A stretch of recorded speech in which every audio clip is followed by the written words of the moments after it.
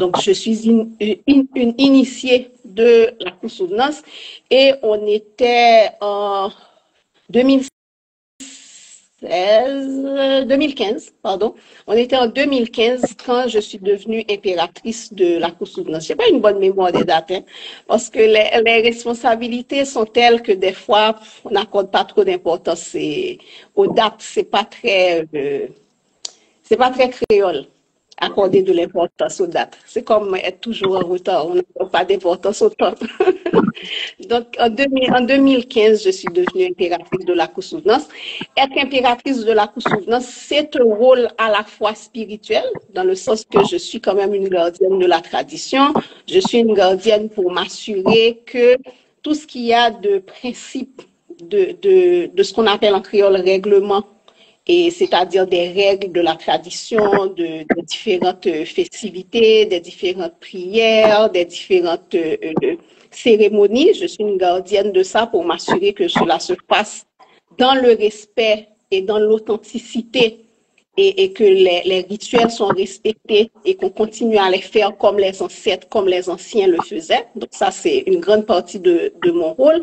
Il y a un rôle mystique aussi parce qu'on reçoit énormément de messages en rêve, énormément de clarité et en rêve sur les directions à prendre, sur ce qu'il faut faire, ce qu'il ne faut pas faire. Des secrets aussi que, au fil du temps, plus on passe de temps dans la position, plus les lois, donc les esprits, viennent et communiquent avec nous et en songe, et un rôle administratif. Parce que diriger une cour sacrée, être responsable d'une cour sacrée, c'est beaucoup de planification. C'est énormément de travail, c'est s'assurer que les maisons sacrées ne tombent pas en ruine, c'est s'assurer que les adeptes, donc les autres initiés, et n'aient pas de problème, ou s'ils ont des problèmes, les accompagner dans la mesure du possible. C'est s'assurer que la passation des chansons, des rythmes de tambour, des danses et de la manière dont les rituels sont faits, soient faits dans le respect et régulièrement, parce qu'il faut cette préservation de la mémoire. C'est s'assurer que d'avoir de l'argent pour faire fonctionner la cour, ça prend de l'argent, ne serait-ce que pour nettoyer, pour faire les fêtes annuelles, etc. Donc, c'est une très, très lourde charge et on est impératrice à vie. C'est ça aussi. C'est-à-dire, oui, on est choisi par les esprits. On te dit que c'est le royaume qui choisit, donc ce sont les lois, les esprits qui te choisissent. Et c'est une responsabilité quand tu dis oui à vie.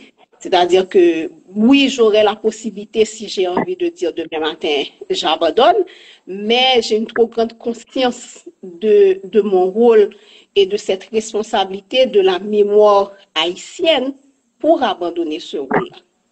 Parce que ce qui préserve Haïti, ce qui fait que Haïti est encore possible, que Haïti est encore Haïti, c'est en fait cette possibilité que nous avons de retransmettre à travers les lacous, de retransmettre à travers les chansons, les danses, les rythmes de tambour, d'où nous venons, de préserver cette mémoire ancestrale-là, cette authenticité-là, qui rappelle à l'Haïtien qui il est. Et j'ai vraiment une très, très grande conscience de cette responsabilité-là. Beaucoup de fierté d'en être responsable aussi. Beaucoup, beaucoup de responsabilités, respect pour ça. Tu parlais des rites, justement. Moi, je me demande toujours l'origine des rites. Je sais que ça vient d'Afrique, mais je me demande toujours les rites de vaudou, tambour et les vévés. Est-ce que tu as une idée comment ils ont été associés aux lois? Tel rite, tel vévé associé à telle loi? Mais bon, d'abord, une petite précision, c'est qu'à Souvenance, à Soukri et à Badjo, les cours sacrés de la plaine des Gonaïves, on n'a pas de vévé, hein? On ne va pas voir les vévés. On n'utilise pas les vévés dans ces cours sacrés-là parce que ces mémoires-là sont surtout des mémoires tirées directement de l'Afrique ancestrale. Et dans l'Afrique ancestrale, les pays représentés dans ces cours sacrés-là n'avaient pas nécessairement de vévés. Les vévés, c'est de la géométrie sacrée et c'est de la géométrie sacrée qu'on retrace surtout en Amérique du Sud. Donc, c'est pour ça que moi, quand je parle du vaudou péral, j'aime beaucoup faire cette précision et parler du vaudou haïtien. Parce que quand nos ancêtres ont été arrachés des côtes de l'Afrique, qu'ils sont arrivés sur cette terre-là, ils ont rencontré des indigènes. Parce qu'il y a eu le génocide, mais tous les indigènes n'ont pas été tués jusqu'au dernier. Il y a quand même eu des communautés d'indigènes avec le cacique Henri, avec d'autres caciques qui sont restés et qui ont été habités, que ce soit dans les montagnes du Baourico, dans les Cao, etc.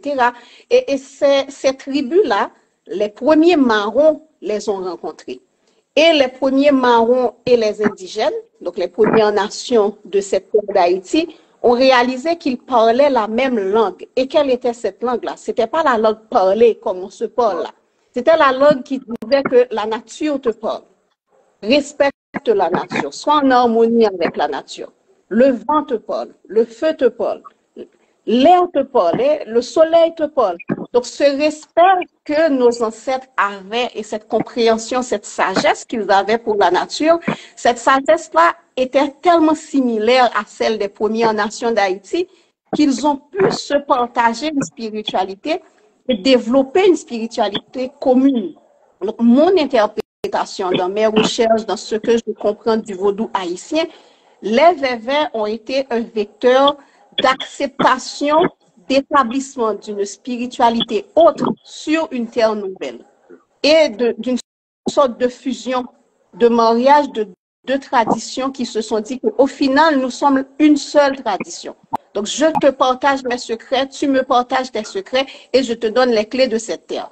Moi, je suis convaincue que s'il n'y avait pas eu cette fusion de spiritualité et de tradition-là, nous n'aurions probablement pas eu gain de cause quand il y a eu la guerre de l'indépendance. Je ne pense pas qu'il y a un hasard que nous ayons réussi à battre la plus grande armée de l'époque. Je ne pense pas qu'il y a un hasard qu'il y a eu l'indépendance en Haïti. Je pense qu'il y a un travail profond des esprits qui se sont faits où des gens ont appris à se dire que nous avons cette même spiritualité-là, allons l'utiliser comme outil pour nous libérer. Allons l'utiliser comme outil pour fonder un nouveau peuple. Le créole est venu de là et la pratique du vaudois avec les Vévés est venue de là. Associer telle loi à tel Vévé est venu de là. C'est de la géométrie sacrée. Un Vévé ne se trace pas, tu sais, c'est pas un beau dessin qu'on fait, oh, c'est cute. C'est pas ça. C'est une canalisation d'énergie qui se traduit dans un dessin spécifique. Et fort souvent, je dis ça aux gens, il y a des dessins qui se sont popularisés. Par exemple, le Vévé de Erzulie Freda, si on prend ça comme exemple, c'est popularisé, mais fort souvent, la personne même qui trace le Vévé lors d'une cérémonie fait une variante dans le Vévé. Parce que cette personne est en train de canaliser la source, canaliser l'énergie. Et quand elle canalise cette énergie-là, elle reçoit une dictée. Donc oui, il y a des formes d'une manière générale qui te donnent un guide, mais quand tu es concentré, que tu fais le Vévé te guide. Et le Vévé te dit, voici l'énergie qu'il faut canaliser et voici la manière dont tu fais ce dessin sacré-là pour amener l'esprit, la connaissance, la sérénité que tu cherches, les esprits que tu veux inviter, les ancêtres que tu veux inviter dans la cérémonie. Tu vois? Donc, pour moi, c'est vraiment mon interprétation, ce que j'ai appris, ce que j'ai observé en parlant aux anciens. C'est une fusion des Premières Nations, leur spiritualité, et de ce que nos ancêtres et africains, quand ils sont arrivés ici, ont fait. Wow, c'est vraiment intéressant, vraiment intéressant. Et le côté pharmacopée, je sais qu'il y a des médecins feuilles. Est-ce que tu pourrais nous parler un peu de ça aussi? Mais le côté pharmacopée, toute spiritualité ancienne, et ça, ce n'est pas réservé qu'à l'Afrique. La vraie, toute spiritualité très ancienne, que ce soit ce qu'on appelle les spiritualités qu'ils ont appelées les religions païennes en Europe, la vraie, et la chasse aux sorcières, on tuait les guérisseuses parce qu'elles connaissaient les secrets des plantes et les secrets des feuilles, que ce soit dans des religions très anciennes comme le bouddhisme, alors des spiritualités, pardon, j'efface religion parce que ce ne sont pas des religions, des spiritualités très anciennes comme le bouddhisme, l'hindouisme, la première connaissance vient de l'harmonie avec la nature. Et la nature te parle. Donc, de la même manière que la nature nous nourrit, la nature nous guérit. Et la nature peut aussi nous rendre malades. Et la nature peut aussi nous détruire. Et quand on voit, voilà, c'est ça, vivre en Haïti, l'électricité est partie. Et quand on voit l'évolution de la planète, les dinosaures qui ont disparu, des anciennes civilisations aztèques, mayas, puisque nous sommes en Amérique, qui ont disparu, et les pharaons de l'Égypte ancienne qui ont disparu. Ce ne sont pas seulement des faits de guerre qui les ont fait disparaître. Il y a aussi de plus en plus dans les recherches, on réalise qu'il y a aussi un équilibre de la nature qui s'est établi sur des civilisations qui ne respectaient plus les règles. Donc, qui devaient disparaître parce que l'équilibre de la nature doit toujours être respecté. Et c'est ça l'enseignement du vaudou. Le mot vaudou même le dit. Vaudou veut dire recherche de la vérité, recherche de la sérénité, recherche de soi, connexion avec la nature. Donc la pharmacopée, le fait qu'on connaisse les feuilles, c'est une connaissance qui est inhérente et qui traverse la génétique et qui se transmet de mère en fille, de père en fils. Donc il y a des familles où naturellement, quand on parle aux gens, qu'on parle à la grand-mère, qu'on parle au petit enfant qui vient de naître, ils connaissent les feuilles. Ne pas comment les gens font pour savoir. Je ne le sais pas. Moi, je peux à peine me rappeler que tes mélisses vont pour grippe. Alors que des fois, tu parles à des enfants de 5 ans, de 6 ans qui ont une connaissance profonde des feuilles, des propriétés des feuilles, du dosage des feuilles. Ça, c'est une lecture génétique. Wow. Que l'enfant a dans son code génétique, et ce sont des familles de guérisseurs. Et ça vient de n'importe quelle spiritualité ancienne. D'où cette nécessité et ce besoin qu'on assiste aujourd'hui, où il y a énormément de jeunes de tous les peuples qui font un retour vers l'ancien. Parce que les gens, le monde, on est en train de se dire, nous sommes perdus. Ouais. Et pour cesser de nous perdre, il faut retourner vers ce que nos anciens savaient. Donc, le fait que naturellement, dans le vaudou haïtien, nous avons des médecins feuilles, donc des docteurs qui guérissent par les feuilles, on les appelle docteurs feuilles. Nous avons des sages-femmes, donc des personnes qui en songent, donc qui en rêvent, apprennent à faire des accouchements, apprennent à faire des césariennes, etc. Ce sont des connaissances dans notre génétique, mais ce sont des connaissances qui sont liées autour de nous. Parce qu'on te dit que, alors la sagesse populaire vaudou te dit, si tu habites un endroit, plante un arbre. Parce que cet arbre-là va te nourrir, va te guérir et pourra, en créole, parer coup pour. Ça veut dire pourra te protéger. Donc, quel que soit l'endroit où tu es, assure-toi d'avoir un coin de nature avec toi.